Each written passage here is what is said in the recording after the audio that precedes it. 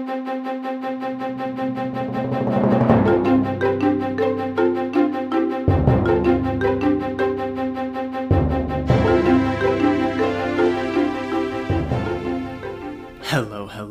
and welcome to Pique My Interest, a podcast dedicated to creativity.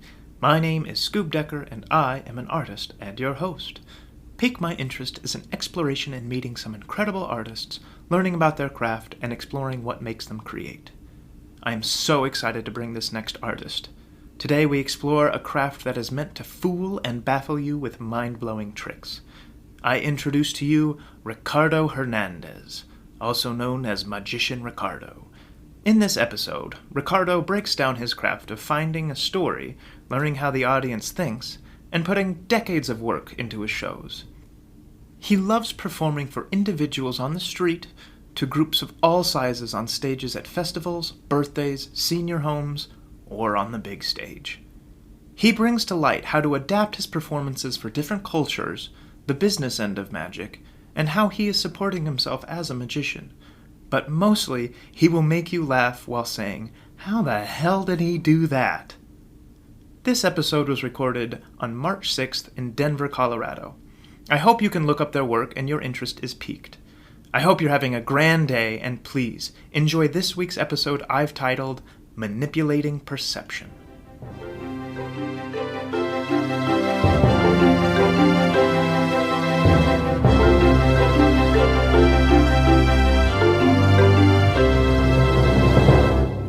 Hello, and welcome to Pique My Interest. I am in Denver, Colorado, sitting with a very special guest with a craft that I absolutely love and don't know a ton about, but he is here to pique all of your interests. Please introduce yourselves for us. Hi everyone, my name is Ricardo Hernandez. I am a magician. Yes! Actually, his name is Magician Ricardo. I am so excited to have you. How are you doing today? I'm doing great, enjoying the beautiful weather today in Colorado. Wonderful. And you mentioned you're a magician. Is there any specific type of magic that you excel in or you like to do? I've explored different types of magic, but I've been performing mostly what they call parlor magic. Which is a small stage. Yeah, we met up a little bit ago, and we've been talking a little bit about the differences between sleight of hand magic, mentalism, and you love parlor magic. And that's your specialty, and you love having that little small stage that's really interactive with the crowd. Correct. It gives you the ability to interact, and it's a more intimate environment. So I think it allows for more connection with the audience. And what makes your work different than others who do magic? I think every magician is unique because you can be presenting the same magic trick, but the personality of the magician has a lot to do with the presentation. So you can see a trick performed in a comedy magic style. You can see the same trick performed in a very mysterious, traditional magic way. It could be presented as very esoteric or more of a creative side, more artistic side. So I think magic allows for different ways of presenting the effects, and that's what I like about it. That's what I think my personality comes across on every performance. I have I don't know how you would call my sense of humor, but I inject a lot of humor in my show.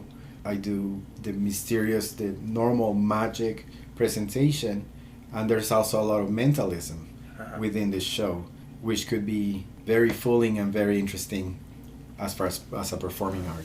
Yeah, I haven't watched a full show of yours, but I've seen several clips here and there. But I will say you do bring a lot of humor into it.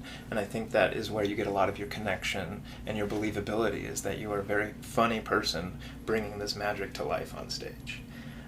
What's your background? Where are you from? Did you have any education? What was your upbringing that made you into a creator? I was born in Mexico, in the south part of Mexico, very beautiful city called Taxco. It is spelled Taxco. It is about 3 hours from Mexico City, and I grew up there until I was about 8. I moved out of there to the north of Mexico, to Chihuahua and Ciudad Juarez area. While I was growing up, I didn't have any specific interest in magic, but I was always a very curious kid. I was the little kid that I was always talking to the adults. I was always having adult conversations with everybody. I was very curious. I loved to read, I loved to play, I loved to explore. As I was growing up, my curiosity got me into magic when I was about 13 years old. I started learning a few card tricks. From there, I started studying from books and videos, and that got me into other types of magic, like ropes and silks and coins. And I got to a point where, by performing a few tricks, I realized I knew a lot of tricks, and that's when I started getting more into it. As far as formal education within the magic, there's a lot of classes. I started taking classes back in 2001. First class in Vegas was in 2003 with some of the most prolific magicians. One of my mentors is Jeff McBride, Eugene Berger, different magicians that some of them already passed away, but they were known as legends within the magic. But the other thing is, I have been continuously studying. I'm always reading about magic, but also about other things like the business part of magic and personal development and things that have helped me to keep growing within my art. Yeah, I love magic, and I just go on YouTube and I just like to research how things are done, but I think it's just that curiosity and that awe and that how on earth did they just do that? And that's what gets me interested. Is there anything about magic that made you decide this is what you wanted to do? I think the connection that it allows me to connect with people. Magic is a tool that I use, but I'm a people person. I like talking to people. I like learning about people, see what people are interested on. And magic is just a tool that I use to create that connection. Now, on a one-on-one environment, I could do a quick magic trick for anybody, anywhere, and establish that connection right away. But also on a one-to-many, have that ability to be in front of an audience and connect with everybody using the magic as a tool. But I think the main point that got me into continuing performing magic is that connection, the ability to connect with people. Isn't that art though? Just connect. That's an art. That's art in general. Correct. As an artist, we're always in search for success, and that's defined differently by each artist. But I feel in magic world, the success is getting that Vegas show, to get a TV show. Do you consider yourself successful, and what is success in magic? So I believe, like you mentioned, each person has its own definition of success. On the show business part of it, the ability to be able to put a show together and to perform, that on itself is being successful, as being able to perform a show.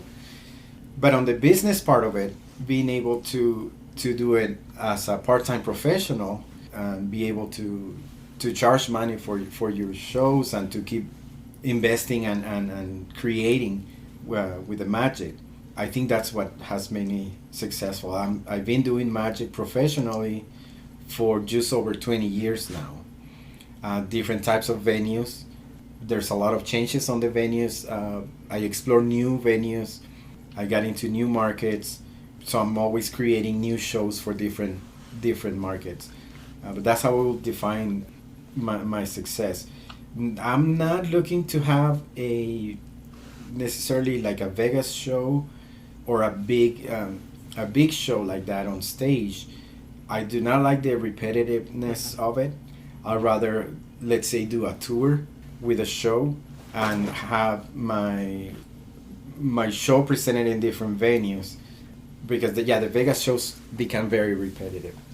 But there's also other ways you can define the success financially, doing venues like on the corporate world where you travel to companies and do do speaking using the magic as a presentation tool, doing workshops, doing magic shows. So the financial, but also the everything that you gain as an artist, you evolve as to what you're learning and seeing that progress. I think that's where my success relies on seeing the progress from when I started more than 20 years ago, seeing progress every year, getting better at the tricks, getting better at the shows, getting better at presenting the show, at connecting with people and selling the show, things like that. Yeah, I what I also learned when we were meeting up earlier is that you do a lot of your own financial stuff. You do a lot of your own advertising, and I can see where you might get a lot more success out of that. Correct. There is, I'm into show business, and half of it is the business part of it. I've been interested in personal development from early on, like since 97 I started reading books by like Tony Robbins and all of the personal development books, and using what I've been learning to grow within my magic. So I've been studying marketing. I don't do it on my own now. I have people helping me. I have mentors that help me in different areas of the marketing, and I also have assistants that help me to market myself. But it's very important that you understand the processes, so when you can ask somebody to do something for you, that you know what to expect, that you know what to ask them for. And it's important that you understand both sides of the business. You can be very creative and you can be a great artist, but if no one knows you, then I think you're being selfish of not sharing your art with the rest of the world. If you surround yourself with people that know the business and that can help you promote, then you have more opportunities of sharing your magic and your skills with everybody else. Yeah. All right, let's get into the creation process. How do you start with a trick? I know we talked a little bit earlier about how it's very difficult to originate your own trick. If anything, you might study it and adapt it to make it your own. Can you go further into that? Yeah, absolutely. In my case, I start with having the need based on the venue or the market that I want to promote. So as a magician, I started doing tons of birthday parties. So that was my core show. But as I grew my marketing and things like that, I started doing other venues. A lot of local venues like senior centers, daycares, a lot of family shows. But for instance, when I started doing fairs and festivals, the fair market, festival market, they have their own needs. The stage is normally open. It's not a closed environment like a theater is normally out and about. And it presents certain challenges. So you have the challenge of the external noise. You have the challenge of the size of the audience, which is no longer my normal 60 to 100 people per show. Now it can be in the 500 people watching a show. Wind, external noise. Yeah. You may be next to another venue that's playing music. You may have people walking in and out. There's many external factors. So when I'm creating my show for that venue, I have to think of all of those things and figure out, okay, is this trick something that I can put on my table and it's not gonna be blown out by the wind? Or how am I gonna prevent that? How am I gonna connect, how am I gonna present the trick to a bigger audience?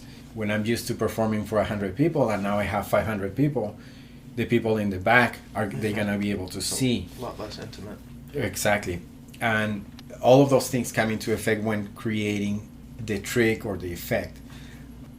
I rely a lot on other magicians, so I go study people that perform those venues. I see what kind of tricks they're doing, and then I learn the routines. Most of the time I learn the routine from another magician, and then I adapt it to my own presentation. Sometimes I combine. So let's say you learn 5 different tricks. and putting them together into a routine. That's where my creativity comes into play. Not necessarily creating the trick or the particular effect, but on how I combine everything. If you're gonna present it in a funny presentation, if you're gonna do it on a more mysterious presentation, if you're gonna have any theme to it. For instance, when I do the school assemblies, library shows, those do have a educational part of it, and I start with like, what's the point that I'm trying to convey, and I use the magic as a tool to presenting those points. So that's where the creative process. I start with the end in mind. So what am I trying to accomplish? By knowing that, then I start working it backwards. That's pretty much it as far as the creative part. Yeah. You did a couple tricks for me when we were meeting up earlier, and I can attest that the way that you combine your tricks definitely has a story to it. Mm-hmm. And that's what I love as a theatrical person. I love the fact that these are all combining into one big story. And it's not like a, Fox and the Hound story. It's more of this whole trick has an arc to it and a conclusion. And even when you think you're going one way, Magician Ricardo throws it at you and goes, nope, this is how it is. And it was unbelievable and super fun to watch and listen to. So thank you for that. Yeah, thank you. What gets your creative juices flowing? Do you like to listen to music? Do you like to get outdoors? Do you like to just lock yourself into a room and just work the deck of cards to death? I think it's a combination. I get a lot by talking to people. I love to read, and I no longer have a lot of time where I can sit and read a book. So I listen to a lot of audiobooks, listen to tons of podcasts, tons of marketing seminars, business seminars, magic podcasts. And that gets me going. It gets me inspired. Yeah, it gets me creating, thinking of the different markets that I'm working, and how I can improve, how I can learn from something that I learned. I still do a lot of kids shows, a lot of family shows, because I can bring in a new routine and hone it, perform it there, and improve on it. But also, you learn a lot from those audiences, because you're trying to do a routine, and then you have the kid come up with a method that you're using, that you start yelling, oh, you're doing this. And you're like, well, I thought I was fooling them here, but they end up finding the method. So then you do things to change it or improve it or change the method or whatever, or completely just stop doing that routine and learn a new one. But that is a big part of how I get it, just getting that feedback from people, mostly. Connecting with people is, I think, will be the main one. Speaking of somebody pointing out how you just did the trick, how do you overcome criticism or somebody telling you that they didn't like it or something like that? Are you open to criticism, or do all the time, of course? So it depends on the situation. If I'm performing a show and the kids start yelling the method, and they're correct, because some kids, they will come up with just the most random methods and they think that they know what you're doing. But sometimes they're correct. They're telling you the exact method.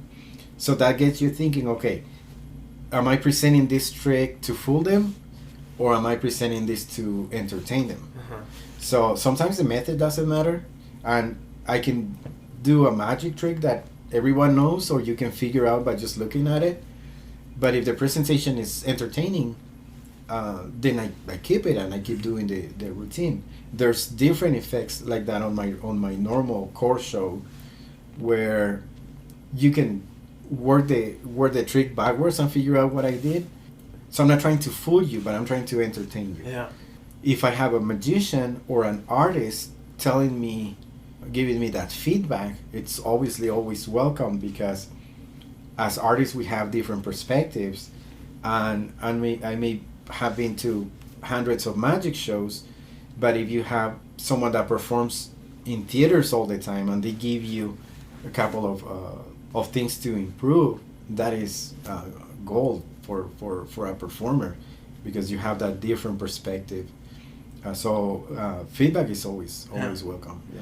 Yeah, one of my favorite entertainers, Penn and Teller, one of their YouTube channels or TV shows that they have is they show you how to do the trick. Yeah. And that, to me, I don't care. Like, it's all about the entertainment. Yeah. I love watching them, and then they'll put their own twist onto the trick. Correct.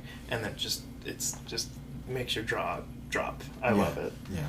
How does your process adapt or change while you're working? I know we mentioned a little bit about you do perform in a lot of Hispanic communities. Yeah. How is that different than other communities? So, for instance, a birthday party for a Hispanic community will have 60 people, and it has every age group. So my show is designed to entertain everybody, from very young kids to the adults.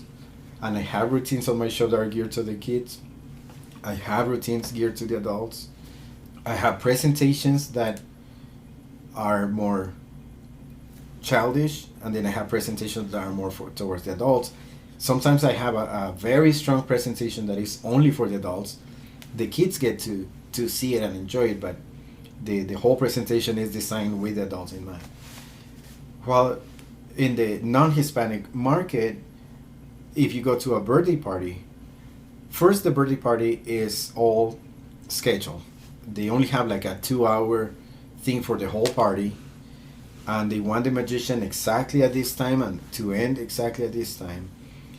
And let's say it's a 7-year-old birthday kid, and they only have 7-year-olds there, and it's only like 12 kids. So it's a very different show that I do for that audience than what I do, let's say, for the Hispanic community, where I'm working for a family audience of 60 versus a 7-year-old audience of 12. So the routines and their presentations, I may do the same tricks or similar tricks, but with very different presentations. Yeah. And I can present let's say a robe routine in a very fooling magic presentation, or I can make it funny, or I can make it educational, or using the same props, I can adapt the routine to the audience. Same with the school audience. You can change the presentation to make it work for that audience. You mentioned earlier how the venue changes the rhythm of your Absolutely. set. Absolutely. There's environments where the tricks need to be presented a little faster, like without that much story to it, and get to the point quickly. Sometimes it has to be more visual. But for instance, when I do some of the corporate shows with is only an adult audience, I can do more intellectual tricks. I can tell different stories, or I can have a point into the presentation that makes it drag a little bit more, or make it a little longer. Or, for instance, when I do work with senior centers, the rhythm of the show it's slower. I take my time to do the magic trick, and then I let them absorb and give them time to react. If I'm presenting the same trick to a group of kids, the trick normally is a little faster because of their attention span. Yeah. So the attention span really interesting. Dictates a lot of the that's interesting. of the rhythm. Yeah. It's being able to perform for all ages at one time, and that's your craft right there. That's exactly. Trying to work with kids who have a short attention span, also dealing with adults who are trying to figure out what you're doing. Correct. And then you mentioned senior centers where you have to adapt all of your technology, your whole method of bringing people up to help you. Exactly. The tricks that I present, they have to be very clear. You have to be able to see the trick, the prop. You need to be able to hear me clearly. And the pace of the routine, a little bit slower, so everyone can understand the routine, and then still give them time to react to the conclusion of the routine, and then move on. So there's a lot of storytelling, a lot of comedy, music comes into play, the type of music that you use based on the venue. Sometimes you want something more high energy, sometimes you want something a little slower.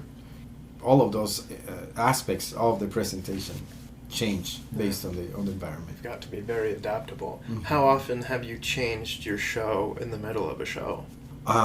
Many times. Many? Many times. Sometimes I start a show and the audience is not there yet, so like very slow, and I have to build up.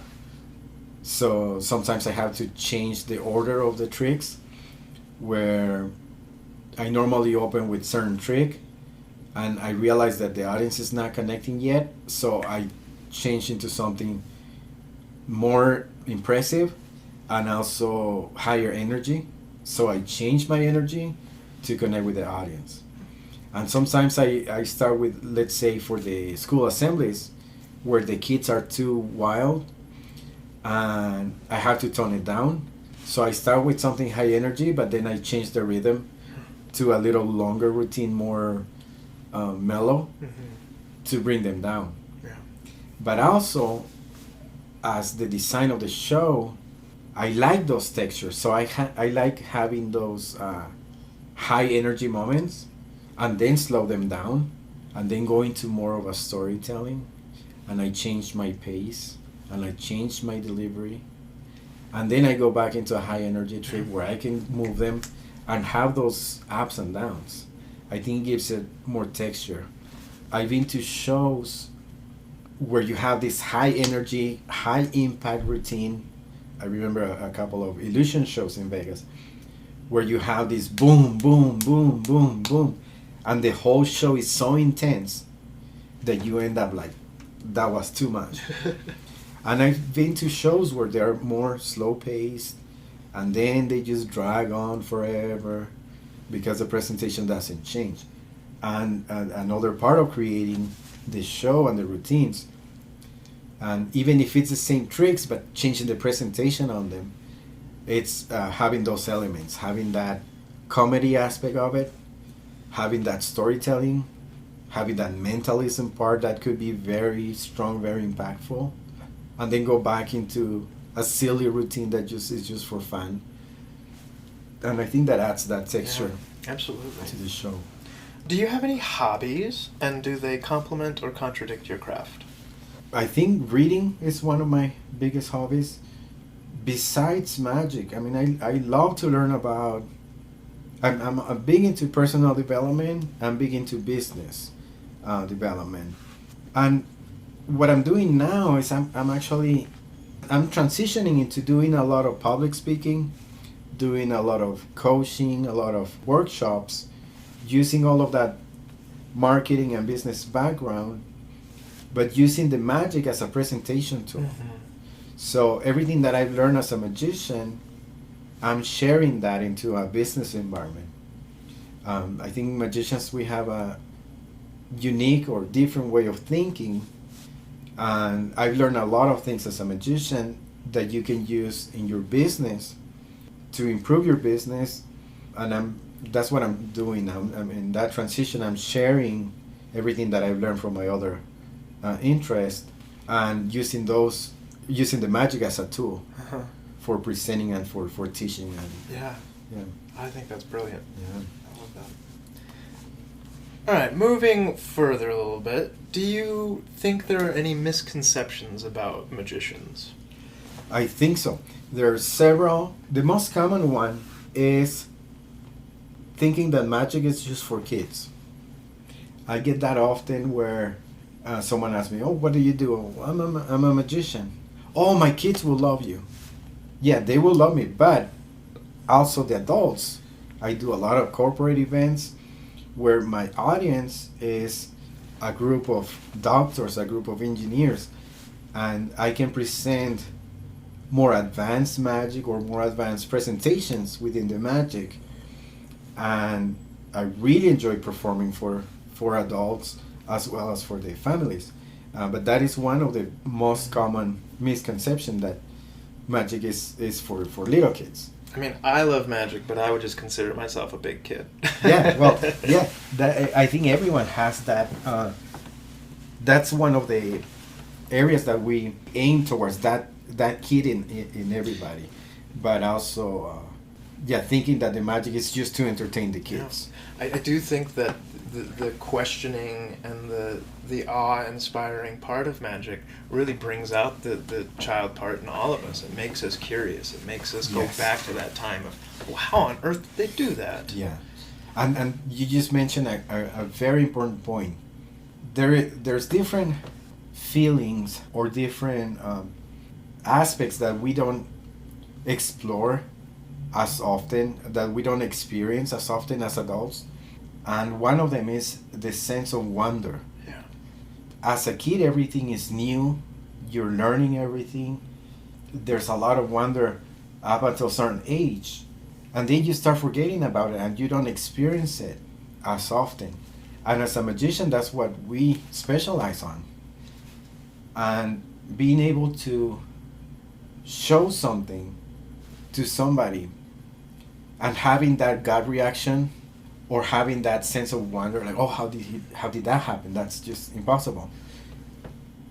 That is the main feeling that I'm trying to capture from my audience, but it's something that as adults you don't get to experience often. So you mentioned, a great point on that. Would you recommend going to school or taking classes for any amateur magicians or people wanting to get into magic? So most magicians have their self-taught. So they learn from books or videos. Now, it used to be more from books, now it's more from videos. If possible, get a mentor, get a coach, get a magician that has been doing it, because they're not just gonna teach you the trick itself or the technique, but they're gonna teach you all of the subtleties and nuances that go within the presentation or within the technique. But also you can learn about presentation skills, you can learn about the business part of it, and everything else that is related to magic. But what I will suggest is, if someone is interested in learning, finding mentors, magician mentors, but there's also other arts or other things that you can learn. For instance, any kind of presentation skill, public speaking, acting, storytelling, dancing, storytelling, and any other art will complement your magic and make it that much better. It's very important that you know your space. So anything that has to do with body movement, theater, acting, voice acting, all of that is very important as a performer. And that is not just the magic itself. The main thing is to get started and to start performing everywhere. So just perform magic to everybody, and that's what gets you that feedback, gets you motivated to learn more, and it teaches you what you need to improve on. Yeah, that's what I would suggest, getting any kind of body space or voice acting or I can only assume it's pretty expensive to start off. Are magic tricks easy to learn? So it's all relative. There's a lot of magic accessible from books, from your local library. It's very easy now with the internet. There's tons of people teaching magic. May or may not be a good thing, because a lot of them are like kids that just learned the trick 5 minutes ago and now they go and record a video doing the trick. So they don't show you all of the subtleties or nuances of a trick. If you can learn from an actual magician, even if it's online or if it's on YouTube, but if it's an actual magician that has been performing for a while, you're gonna learn other things more than just the technique. But it's actually not very expensive, because like if you can get a deck of cards and you can go learn a few card tricks, and that will be a good start. Mm-hmm. And then from there you will start learning other things. But you can get started with very little or no money, and also by learning things that you can do with items everyday items that you can find around your house. It could be expensive if you start like studying immediately acting and theater and all of that, and you want to do all of those things, but you don't have to do it all at once. Mm-hmm. I think there could be a progression. Mm-hmm. You don't have to aim for David Copperfield. Correct. Right? Yeah, you don't have to go buy the $10,000 illusions while you're building up your skill set. Yeah. Speaking of David Copperfield, do you have any favorite magicians that you like to study, research, aim to be like? Yeah, I think there's different specialties within magic. There's many specialties. There is comedy magicians, there is illusions, there's comedy, close-up magic, mentalism. So I have my favorites. One that I've learned a lot from, his name is Joshua J. He's a magician that performs mostly parlor magic, which is what I perform. But I really like his style. He takes some tricks and gives them a nice presentation to it. I really enjoy watching him.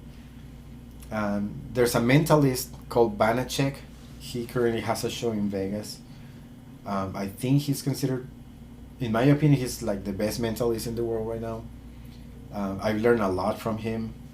I use a lot of his techniques in my show, and I've studied with him. And when I went to study with him, and the next day I went to see his show, and he got me on stage, and he did a magic trick that he taught me the day before, so I knew exactly what he was doing, and he still fooled me with it, which as a magician we don't get fooled as often because we know so much about method. But being able to get fooled by a magician with a technique that he already taught you, that was incredible. Yeah. So he's one of my favorite. I believe still Copperfield is still number one as far as an overall illusionist and magician. And there are many more, obviously. I've been studying magic for 27 years, so I have a lot of them. And I've had the privilege of studying with many of them. As an actor, per se, you don't necessarily have the opportunity to go and study with Al Pacino, Robert De Niro, and in a very accessible way. As magicians, we do have that opportunity to go study with our heroes, with our legends within magic. Most of the big name magicians are very accessible. So I've had the opportunity to study with many of those legends and big name magicians. So I think that's a very unique thing that magic has. That it's a very open community, and I've had that privilege of studying with many of those. That's wonderful. Yeah. I love that about that community. Yeah. Do you have a favorite trick that you do? There's a couple of tricks. There's one that I perform with cards. I do a lot of card tricks. It's basically you have somebody select a card, you get the deck of cards, you get half of the cards face up and half of the cards face down, and you mix the cards, you shuffle them, and you show the cards to be face up and face down, and then you get the card back, you shuffle it in the deck, and at the end all of the cards end up back to their original order except the card that was selected. That is a trick that is very technically challenging, so I really enjoy performing it because it's fooling, but the techniques that you use are very challenging. So it's always fun to be able to do that type of sleight of hand. But during my show, I do one where I have people come over on stage and I have them make drawings, and then I have them mix the drawings, and then I just by looking at the drawing I can tell who drew each of the drawings, and that allows me for be very open with the presentation. So I can present that as a comedy routine, I can present it as very magical, I can present it as a very esoteric, like ESP type of thing. I can present it as a very psychological. So when I do my corporate events and I have a group of engineers or a group of doctors, I can talk about reading their body language. I can talk about suggestion or psychological, hypnotic language, NLP, or any of the techniques used to perform the trick. So the versatility of that trick is why it's one of my favorites, because it allows me as a performer. The technique may be the same, but the presentation can vary based on the audience, and I really enjoy performing that because of that. There's several tricks like that, but that's one that comes to mind. Is there a trick that you just can't figure out, something that you want to learn how to do? There are several tricks within mentalism that I have not studied, and I couldn't tell you the names, but I've seen several tricks within mentalism that I have no idea how they're done, and I don't want to learn because they still fool me. Unfortunately, when we learn magic, a lot of the times we give away, we're sacrificing the being fooled, having that sense of wonder of how did that happen. We sacrifice it in order to learn the trick, but it's a good sacrifice because it's something then that you can share or create in other people. But there's still some mentalism tricks that I have no idea how they're done. And magic is so big that there's thousands of card tricks that I can see and I still have no idea how they're done. Once they explain it to me, it may be a technique that I've been using forever. But at the time I see them, I have no idea. There's still a lot of card tricks. There's still a lot of mentalism tricks. A lot of the illusions, because I've studied the big illusions, but because it's not my interest to perform, I try not to learn as much, because same thing, I don't want to get to that point where I know too much where I don't get fooled. So I still don't know how a lot of the big illusions work, because I don't want to learn so I can still enjoy those routines. I love that. Yeah. Doing it for 20 plus years and still a student. Oh yeah, and magic is, there's so much material, there's so many specialties, and there's so many tricks, and consistently there's new tricks coming up that it's just impossible. Even if you were to study all of your life, you wouldn't be touching like 5% of what's out there as far as the magic world. So what's next for the world of magic? I usually ask this question centered around technology most of the time. How is technology affecting magic? Are there any people that are revolutionizing magic right now? Yes, there's a lot of, without revealing too much, there is a lot of use of electronics within the magic that allow for some effects to be accomplished. And as technology evolves, the technology used is getting smaller and easier to conceal. So tricks that used to take a big whatever apparatus or whatever, now they're easier to conceal and easier to do. Battery powered from your pocket. Yeah, basically. So there's a lot of technology being used in magic.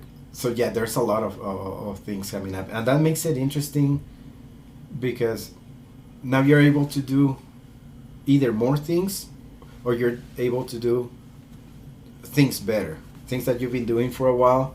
If there's any kind of technology that will make the trick even more impressive, it's always fun to play with that. It also seems like the world of magicians is very supportive. Very. And then I know movies like The Prestige, where it's a very cutthroat and really trying to fight each other to get the best trick. But from what I'm understanding, it's a huge support system. Oh yeah, no, it's a huge like brotherhood. Mm-hmm. I met some incredible people just because of the fact that they're magicians. I can go anywhere in the world, connect with their local group of magicians, and all of a sudden I have a group of friends in that area. That happened to me. I went to a city in Mexico. I presented a show, and somehow one magician found out that I was gonna be doing a show. I ended up doing a lecture for their local group of magicians, and I created this friendship now with a group of like 12 different magicians in that city. So now every time I go, I let them know ahead of time, hey, I'll be stopping by, and I have friends that I can go out to get coffee. I can go see a show. We can just hang out and jam as far as they doing magic tricks. We've been able to collaborate on a couple of things, and it's very interesting how supportive magicians are. The nice thing about magic, even here in my local area, there aren't many magicians in the big scheme of things. So even if there's 400 magicians locally, only about 100 of them or less are actually performing on a consistent basis. And even if they're performing, we all have different venues that we focus on. So there's not necessarily competition. There's magicians here that do tons of birthday parties, tons of schools, tons of daycares, but they don't speak Spanish, so I have the Hispanic market or things like that. So we're not competition. I actually see them as my support group, because if there is a show that I cannot go because I'm already booked, I can have them go instead of me, and vice versa. Sometimes they are like, oh, they're calling me for this date, and I'm already have a show that day. Can you go over? And I go and do the show for them, and that's a big deal, because we are supporting of each other. And the other thing is we're all at different levels. Some of them are way ahead of me as far as their experience, and they've been doing this longer, or they've been doing it at different levels. And some of them are brand new, and same thing, I can be a support to them. So that's what I like about it. It's very, very close environment. Very, very, very important that we get along. Perfect. Yeah. And what's next for you personally? You got any big shows coming up? So I've been focusing a lot more on the marketing this couple of years, especially this year. So bumping up the amount of shows, the amount of venues. I've been focusing on, let's say, 5 different venues, types of shows. I'm increasing that into more types of shows. But I'm also in a transition of doing public speaking, doing workshops, trainings, coaching, using all of that business background, using all of the knowledge that I've acquired as a magician, translating all of those things that I've learned as a magician and how you can use them on your personal or business development.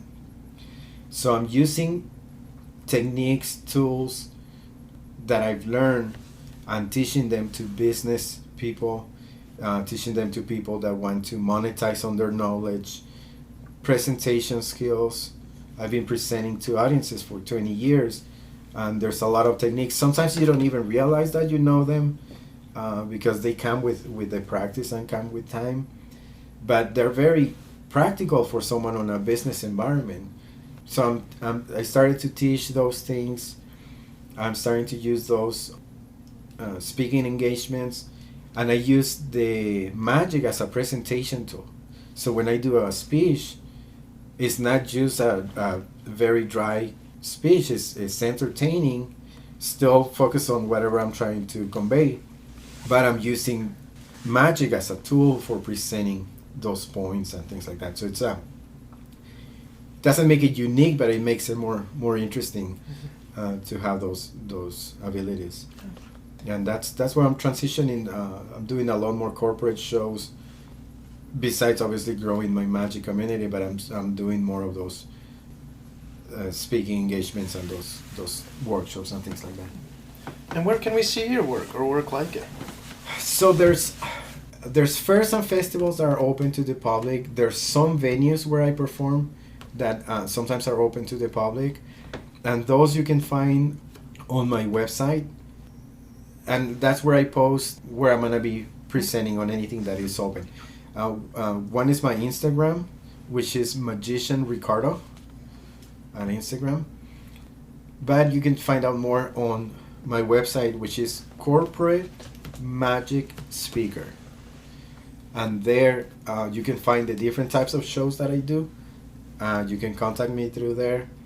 And that's where I post my calendar and things like that. Wonderful. Yeah, and if I'm gonna be going to any other cities to perform, I put it as soon as I know, so that way people know ahead of time. Absolutely. Yeah. That's great. I can't thank you enough for joining me and piquing my interest. Is there anything else you'd like to say before we wrap things up? No, I just want to say thank you to you and thank you to your audience. If there's anything that I can help, you know where to reach me. And I hope I get to meet some of your audience. Come and say hi whenever I'm doing any of the shows. If I'm near your city, come and say hi, and hopefully we can connect. Absolutely. I'm starting a new question to end my episodes. If there was a craft that you could excel at besides your own, what would you want to do? Well, there's many. I believe that getting even better at marketing and sales, that will be a great craft to be able to excel. Communication, sales, marketing, I think those are three big ones that could benefit anybody, but specialty within this craft. Awesome. Thank you. And thank you to all my peakers out there. Please let me know if you have any special or unique artists or art forms you think I should explore. Again, I'm sitting here with Magician Ricardo in Denver, Colorado. Remember, creativity comes from the heart. Push yourselves. Be kind to each other. I'm Scoop Decker, and thank you for helping me pique my interest. Thank you.